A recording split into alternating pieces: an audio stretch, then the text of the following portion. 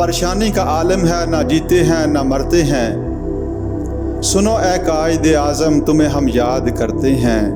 हर समत तेरे नाम के कतबे सजा दिए, लेकिन तेरे जो ख्वाब थे यकसर भुला दिए। तुम्हारी फिर ज़रूरत है, यहाँ हालात ऐसे हैं, समझ में कुछ नहीं आता चलेगा ये मुल्क कैसे। बिस्मिल्लाहिर्रहमानिर्रहीम। अस्सलाम वालेकुम। अवामी ज़िंदगी का आगाज़। दोस्तों, जिक्र कर रहे थे कायद की ज़िंदगी के सनवार नक्शा का। अब आता है सन 1906। इस साल कायद ने मालाबार हिल्स में एक बंगला किराए पर लिया जो बम्बई का बेहतरीन इलाका था। कुछ अर्सा बाद उन्होंने इस इलाके में एक बंगला खरीद लिया।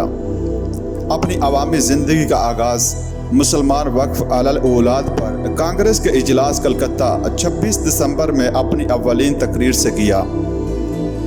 इस इजलास में उन्होंने सेल्फ गवर्नमेंट और तालीम के अनवानात पर भी तकरीरें की। 1907 कांग्रेस के डेलीगेट्स दो ग्रोहों में तकसीम हो गए। ये इलाहाबाद के इजलास 26 दिसंबर का वाक़या है। एक गिरोह इंतहा पसंदों का था, दूसरा इत्तेदाल पसंदों का। नौजवान जुनाह ने दूसरे ग्रोह का साथ दिया। 1909 ईस्वी कायद बम्बई के मुस्लिम हल्के से मुंतखब होकर इंपीरियल लेजिस्लेटिव काउंसिल में पहुंचे।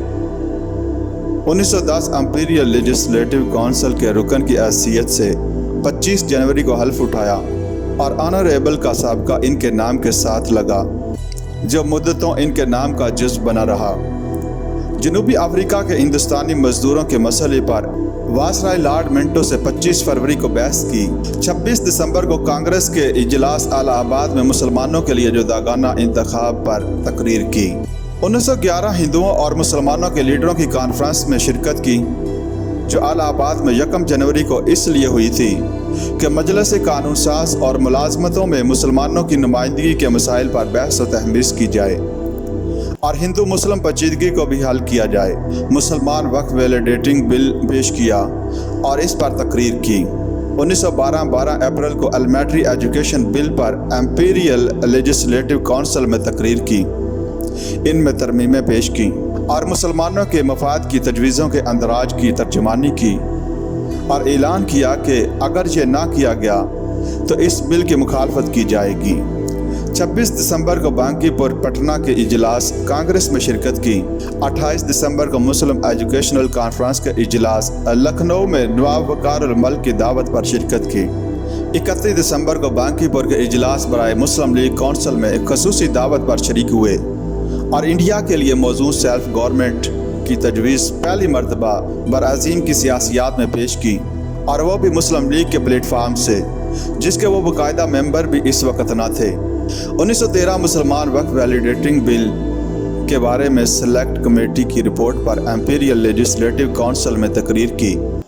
इस बिल की मंजूरी वासराय ने 7 मार्च को दी और ये कानून बन गया, जो मुसलमानाने बरअज़ीम के हक़ में अज़ीमुश्शान अहमियत का हामिल था।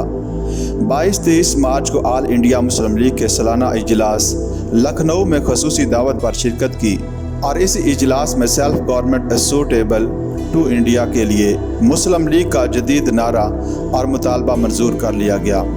फिर लंदन रवाना हुए और 25 जून को लंदन इंडियन एसोसिएशन के क़याम पर तकरीर की। मौलाना मोहम्मद अली और सैयद वज़ीर हसन मस्जिद कानपुर के सिलसिला में वहाँ मौजूद थे। उन्होंने कायद को ऑल इंडिया मुस्लिम लीग का रुकन बनाया। ये 10 अक्टूबर का वाक़या है। लंदन से वापसी पर कायद ने अंजुमन ज़ियाउल इस्लाम बम्बई के जलसे की सदारत 20 दिसंबर को की और 27 दिसंबर को कांग्रेस के इजलास कराची में शरीक हुए। कराची से वो सीधे आगरा गए और ऑल इंडिया मुस्लिम लीग के सालाना इजलास में शिरकत की। अब वो इसके बाकायदा मेंबर थे। 1914 मई में इंग्लिस्तान जाने वाले वक्त में शरीक हुए और 3 जून को लंदन टाइम्स में इनका ये बयान शाया हुआ कि इंडिया गालबन ब्रिटिश एम्पायर का वाहिद रुकन है जो कोई हकीकी नुमाइंदगी नहीं रखता और दुनिया का वाहिद महज़्ज़ब मुल्क है जहाँ नुमाइंदा हुकूमत का कोई हकीकी निज़ाम नहीं। 1915 बम्बई की मुस्लिम स्टूडेंट्स यूनियन में मेहमान ख़ुसूसी की हैसियत से 3 फरवरी को तकरीर की। इन्हीं की कोशिशों से ऑल इंडिया मुस्लिम लीग और ऑल इंडिया कांग्रेस कमेटी के सालाना इजलास एक ही वक्त में मुंबई में मुनाक़द हुए। कायद की मुस्तहकम राय थी کہ سیلف گورنمنٹ کے اصول کے لیے ہندو مسلم پیکٹ لازمی شرط ہے۔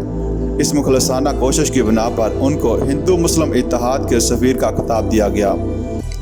1916 آل انڈیا مسلم لیگ کے اجلاس لکھنؤ کی دسمبر 30 اور 31 کو صدارت کی۔ مجلس استقبالیہ کے چیئرمین نے ان کو شاندار خراج تحسین یہ کہہ کر پیش کیا کہ اگرچہ یہ عمر کے لحاظ سے جوان ہیں لیکن انہوں نے ملک کی عوامی زندگی میں اپنا امتیاز قائم کر لیا ہے۔ اسی سال قائد امپیریل لیجسلیٹو کونسل کے دوبارہ رکن منتخب ہوئے۔ 21 اکتوبر کو بمبئی کی پروونشل کانفرنس منعقدہ احمد آباد کی صدارت کی اور مسلمانوں کے لیے جداگانہ انتخاب کی وکالت کی۔ مسلم لیگ اور کانگریس کے درمیان ہندو مسلم مفاہمت اور سمجھوتے کی صورت میں مشہور میثاق لکھنؤ ان کی کوششوں سے وجود میں آیا اور اس پر دستخط ثبت ہوئے۔ ہمارے قائد اس معاہدے کے ہیرو اور چیمپئن تھے، لہذا سفیر اتحاد کہلائے۔ بعد میں وہ ہندو اکثریت کی مسلمان دشمن پالیسیوں سے بدظن ہو کر کانگریس سے الگ ہو گئے۔